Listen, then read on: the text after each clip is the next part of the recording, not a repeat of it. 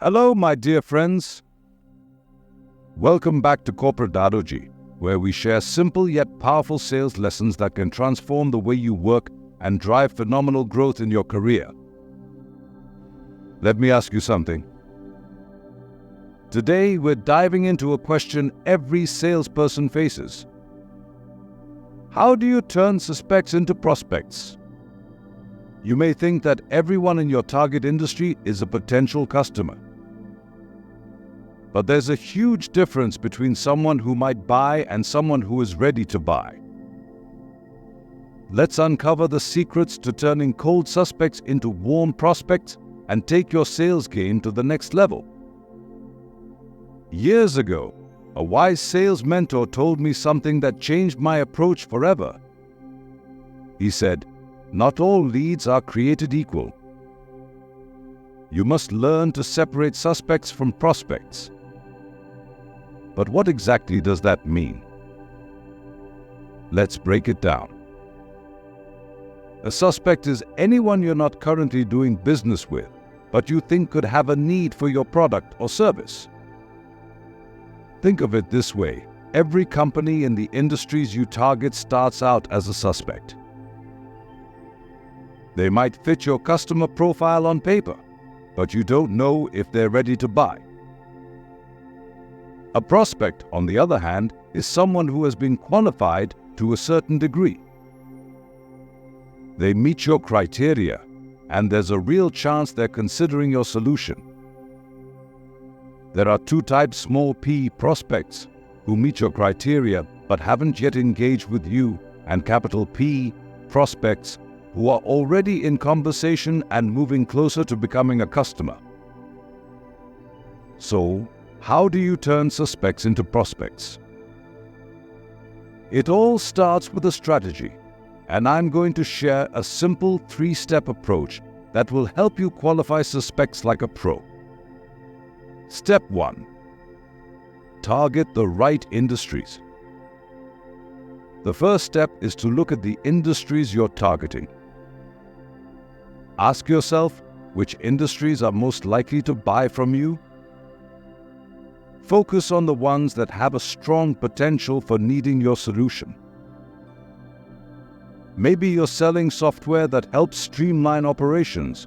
Which industries are going through changes that might make them need this kind of technology? Think about what's happening in these industries. Are there new disruptions, like technological changes, economic shifts, or globalization, that might create problems for businesses? If so, these companies could be looking for solutions right now. This is your opportunity to position yourself as the one who can help. For example, if an industry has grown rapidly in the last couple of years, they might be struggling to keep up with demand. Or if they've been hit hard by market changes, they could be searching for ways to bounce back. Here's the key: look for industries that are changing, whether for the better or the worse. Companies in growing industries need help reaching that next level of success, while companies in struggling industries are looking for ways to turn things around. Both situations present an opening for you. Step 2. Focus on the right companies. Once you know which industries to target, it's time to identify specific companies that could be the right fit. Ask yourself, which companies within these industries have the biggest need for your product or service? Are they growing fast and need support to keep up?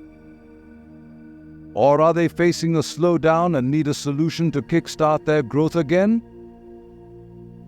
Imagine the company leaders sitting in a meeting.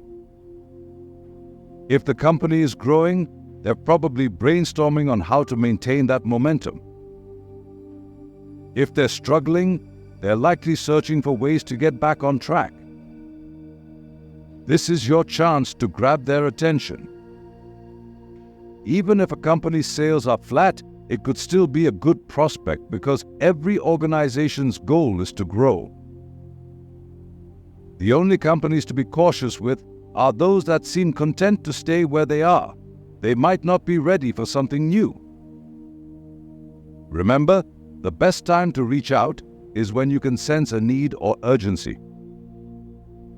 If you can time your approach right, you'll catch them when they're most open to hearing about a solution. Step 3. Target the right leaders. Now that you've identified a few promising companies, it's time to look at the leadership. Who are the decision makers for the products or services you offer? If there's been a change in leadership, it could be a sign that they're planning to make changes. New leaders often come in with a fresh mindset and a mission to improve things. This means they're likely more open to hearing new ideas, and that's your opportunity to jump in. Find out who the key decision makers are and what's going on in their company. If a new CEO or department head has just taken over, they might be actively looking for solutions to problems they inherited. Reach out, introduce yourself, and position your product as the answer they've been searching for. By following these steps, you'll start turning suspects into real prospects, giving yourself a list of qualified leads to work with. It's not just about finding companies that fit your criteria on paper, it's about finding companies that have a need and decision makers who are ready to act. So there you have it, my friends. The secret to turning suspects into prospects is all about targeting the right industries, focusing on the right companies, and reaching out to the right leaders. Use these tips, and you'll not only fill your pipeline with quality leads but also increase your chances of closing more deals. I hope you found these tips helpful. If you did, give this video a thumbs up, share it with your colleagues, and don't forget to subscribe to Corporate Daaduji for more practical and powerful sales lessons. Until next time, keep learning, keep growing, and turn your suspects into your next big opportunity. In sales, success doesn't come from chasing everyone. It comes from knowing who to chase and when to make your move.